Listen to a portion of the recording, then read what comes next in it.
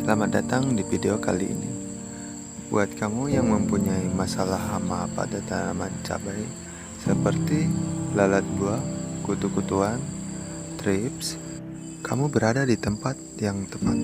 Di sini kita akan membahas cara efektif membasmi kutu-kutuan ini agar tanaman cabai kamu tetap subur dan panen maksimal. Thrips meski kecil dan jarang terlihat namun mampu menyebabkan kerusakan pada daun, bunga, dan bahkan buah tanaman sehingga mampu berpotensi mengurangi panen kita. Kita akan mengulas berbagai metode pengendalian, mulai dari cara alami hingga menggunakan pestisida yang aman serta tips perawatan tanaman agar tetap sehat dan bebas dari hama. Untuk poin kedua, di sini kita akan membahas tentang lalat buah, di mana lalat buah ini juga sangat berdampak negatif pada tanaman cabai, di mana lalat buah betina bertelur di dalam buah cabai dan larva yang menetas akan memakan buah cabai tersebut. Hal ini menyebabkan buah menjadi busuk, lunak, dan berlubang. Buah yang terinfeksi biasanya rontok sebelum matang atau membusuk di dalam batang pohon cabai tersebut. Dampak selanjutnya ialah penurunan kualitas hasil panen. Buah cabai rawit yang terkena serangan lalat buah tidak bisa dipasarkan karena bentuknya rusak dan kualitasnya menurun.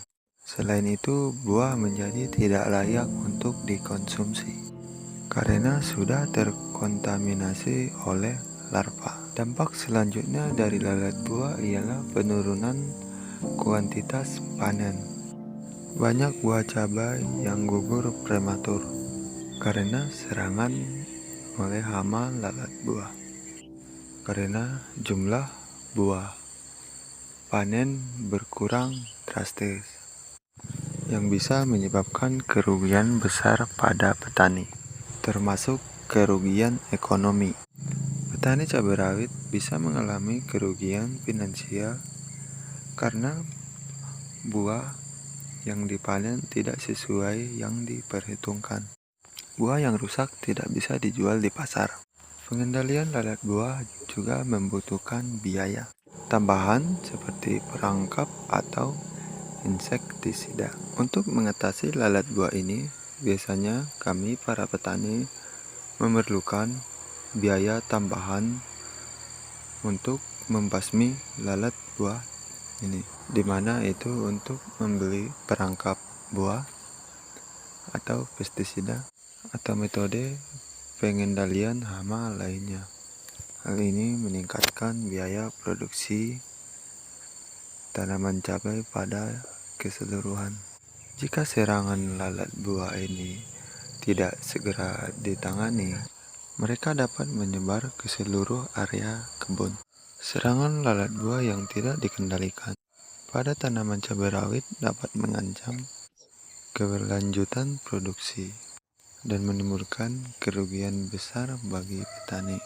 Dan untuk hama selanjutnya yaitu ulat, di mana ulat ini sangat sering memakan daun-daun cabai atau batang pohon, sehingga batang pohon cabai tersebut bisa tumbang.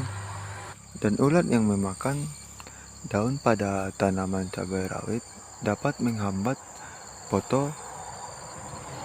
proses fotosintesis, di mana daun yang rusak akan mengurangi kemampuan tanaman untuk menghasilkan buah kualitas yang bagus atau kuantitas yang banyak. Ulat yang menyerang bagian daun pasti akan mengalami proses pertumbuhan yang lambat. Dalam kasus yang parah, tanaman bisa menjadi mati. Di sini kita menggunakan Korakron, di mana insektisida ini sangat efektif membunuh hama-hama pada tanaman cabai. Insektisida ini bekerja secara sistematik dan langsung menyerang sistem saraf hama, sehingga memberikan hasil yang begitu cepat dalam waktu singkat. Kurakron memiliki efek residu yang dapat bertahan selama beberapa waktu setelah aplikasi, memberikan perlindungan berkelanjutan bagi tanaman cabai. Perlu diingat untuk teman-teman sekalian yang mau menggunakan kurakron. Di sini saya hanya menggunakan setengah botol tutup untuk 18 liter air. Dan untuk himbauan saat menggunakan kurakron ini, usahakan kita menggunakan masker double karena baunya ini sangat-sangat menyengat untuk hidung kita rasakan. Di sini saya mengaduk sampai rata ya teman-teman. Setelah itu diamkan beberapa saat, tunggu campuran kurakronnya larut atau bercampur rata dengan air.